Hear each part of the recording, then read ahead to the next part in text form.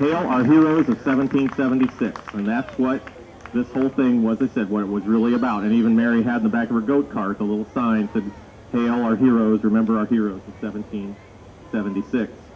Well, then we jump forward in time to our era here at Mahaffie and the middle of the 1800s.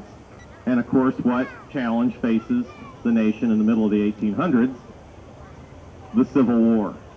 And so, who took his place alongside President Washington as the newest hero of our country was President Lincoln.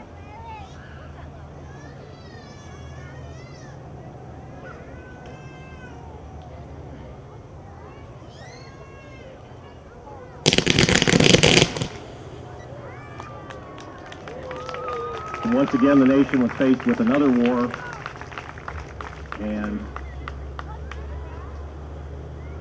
the leader who emerged and who then becomes the other most significant president of that era. And we'll see how well this one, if we can read this one.